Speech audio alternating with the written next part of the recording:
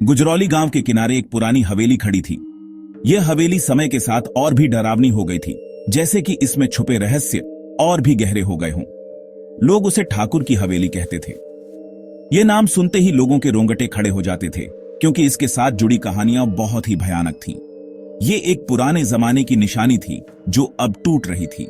हवेली की दीवारें दरारों से भरी हुई थीं और छत से प्लास्टर गिर रहा था। हवेली बेलों से ढकी हुई थी और एक अजीब सी खामोशी में डूबी हुई थी। ऐसा लगता था जैसे हवेली के चारों ओर की प्रकृति भी उसकी रहस्यमयी कहानियों का हिस्सा बन गई हो। गांव वाले अजीब घटनाओं के किस्से सुनाते थे। कुछ कहते थे कि उन्होंने हवेली के अंदर अजीब सी परछाइयां देखी हैं, जबकि कुछ का दावा था कि उन्होंने वहां से अजीब सी आवाजें सुनी हैं। रात में हवेली से डरावनी आवाजें आती थीं। ये आवाजें इतनी भयानक होती थीं कि गांव वाले रात में हवेली के पास से गुजरने से भी डरते थे।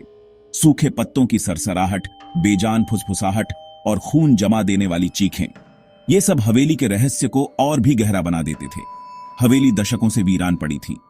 कोई नहीं जानता था कि आखिरी बार इसमें कब कोई रहा था, लेकिन इसके वीरान होने के बाद से ही यह डरावनी कहानियों का केंद्र बन गई थी।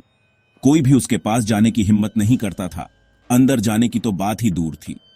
यहां तक कि दिन के उजाले में भी लोग हवेली के पास जाने से कतराते थे। हवेली के किस्से पीढ़ी दर पीढ़ी चले आ रहे थे। हर पीढ़ी ने अपनी कहानियों में कुछ नया जोड़ा, जिससे हवेली का रहस्य और भी गहरा हो गया। हर बार कहानी में डर और रहस्य की एक नई परत जुड़ जाती थी। ऐसा लगता था जैसे हवेली की कहानियां कभी खत्म नहीं होंगी। कहा जाता था कि हवेली का मालिक ठाकुर अभी भी उसके वीरान हॉल में घूमता है। कुछ लोगों ने उसकी परछाई देखी थी, जो हवेली के अंधेरे कोनों में घूमती रहती थी। वह एक बेचैन आत्मा थी जो अपने दर्दनाक अतीत से शांति की तलाश में थी। ठाकुर की आत्मा हवेली के हर कोने में भटकती रहती थी, जैसे कि उसे अपने अतीत का कोई जवाब चाहिए हो। विवेक शर्मा लखनऊ का एक युवा पत्रकार था। वह अपनी जिज्ञासु प्रकृति और असाधारण चीजों में रुचि के लिए जाना जाता था। विवेक उन रहस्यों को सुलझाने में माहिर था जिनसे दूसरे लोग कतराते थे। ठाकुर की हवेली की कहानियों ने उसे बहुत आकर्षित किया। वह कहानियों के पीछे का सच उजागर करने की ठान चुका था। उसने पहले भी भूतिया जगहों के किस्से सुने थे, लेकिन गुजरौली की हवेली में कुछ ऐसा था जिसने उसे अपनी ओर खींचा। विवेक का मानना था कि हर कहानी का एक तार्किक स्पष्टीकरण होता है। वह अलौकिक चीजों पर संदेह करता था, लेकिन वह यह भी जानता था कि डर फैसले को धुंधला कर सकता है। यह साधारण घटनाओं को भी भयानक बना सकता है। उसने हवेली में एक रात बिताने का फैसला किया। यह एक ऐसा फैसला था जो उसकी जिंदगी हमेशा के लिए बदल देगा। एक कैमरा, एक टॉर्च और कुछ धार्मिक चीजें अपने साथ लेकर विवेक ने अपने सफर की शुरुआत की। विवेक गुजरौली के लिए निकल पड़ा। यह सफर आसान नहीं था, लेकिन उसके मन में एक दृढ़ निश्चय था। गांव वालों ने उसे ऐसा न करने की चेतावनी दी। उन्होंने उसे बताया कि हवेली में जाने वाले कभी वापस नहीं आते। उन्होंने उससे आत्माओं को परेशान न करने की विनती की। गांव वालों की आंखों में डर साफ झलक रहा था, लेकिन विवेक ठाकुर की हवेली के रहस्य को सुलझाने के लिए दृढ़ था। उसके मन में केवल एक ही सवाल था, क्या सच में वहां कुछ है? उसने उनकी चेतावनियों को केवल अंधविश्वास कहकर टाल दिया। उसे यकीन था कि यह सब केवल कहानियां हैं। वह जल्द ही सीखेगा कि कुछ चेतावनियों पर ध्यान देना ही बेहतर होता है। आसमान में बादल घिरने लगे थे और शाम का अंधेरा गहराने लगा था। जैसे ही शाम हुई, विवेक हवेली के फाटकों पर पहुंच गया। हवेली का दृश्य और भी डरावना लग रहा था। लोहे के फाटक जंग खाए हुए थे और बेलों से ढके हुए थे। यह जगह वर्षों से वीरान पड़ी थी। फाटक इस तरह खुल रहे थे मानो विरोध कर रहे हों। हर आवाज और हर हरकत में एक अजीब सी बेचैनी थी। हवा में एक अजीब सी घबराहट छा गई।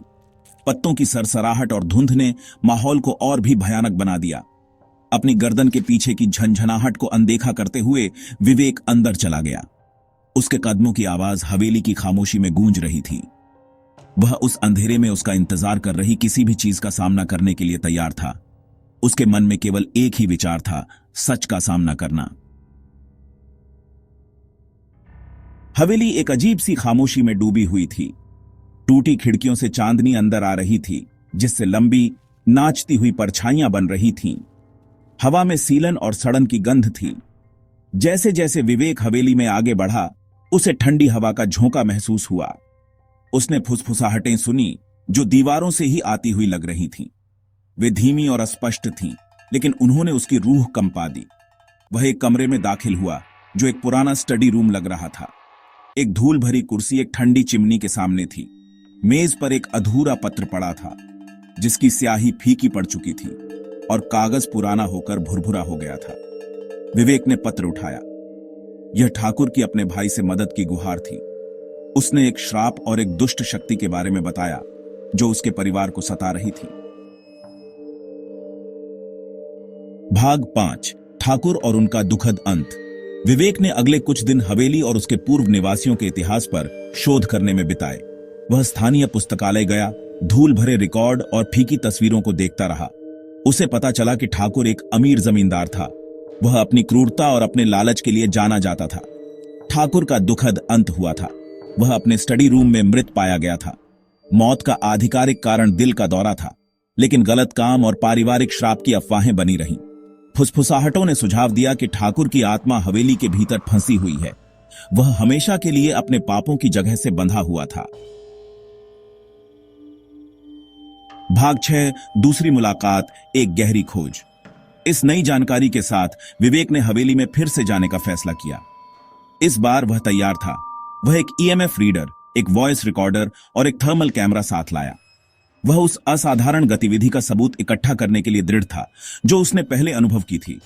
रात शांत और अंधेरी थी जब विवेक ने हवेली में फिर से कदम रखा। हवा पहले से भी ज्यादा ठंडी थी और सन्नाटा केवल उसकी खुद की सांसों की आवाज से ही टूट रहा था।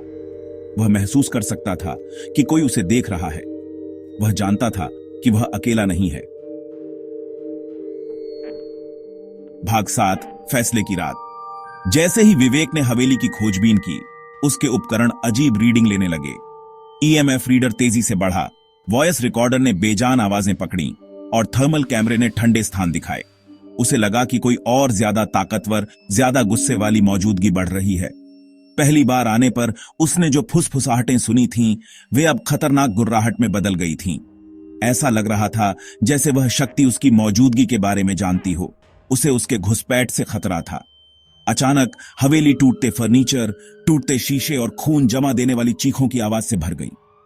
विवेक को दीवार से टकराया गया। उसका कैमरा उसके हाथ से उड़ गया और जमीन पर गिर गया। भाग 8, आखिरी खुलासा। उस अफरा तफरी के बीच विवेक ने उसे देखा। एक विशालकाय आकृति परछाई में डूबी हुई, जिसकी आंखें भयानक लाल रंग से चमक रही थीं। ठाकुर की बदला लेने वाली आत्मा प्रकट हो गई थी। वह उसके सामने अपने भयानक रूप में खड़ी थी। डर ने विवेक को उसके पैरों पर खड़ा कर दिया।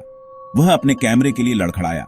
जैसे ही उसने उसे उठाया, उसने ठाकुर के पीछे एक धुंधली, अलौकिक आकृति को खड़ा देखा। यह एक महिला थी जिसका चेहरा उदासी और दर्द से भरा हुआ था। महिला ने हाथ बढ़ाया। उसका हाथ ठाकुर की छाती से होकर गुजरा। ठाकुर ने कान फाड़ देने वाली चीख निकाली। हवेली कांप गई और फिर सब कुछ शांत हो गया। भाग 9, कहानी जिंदा है।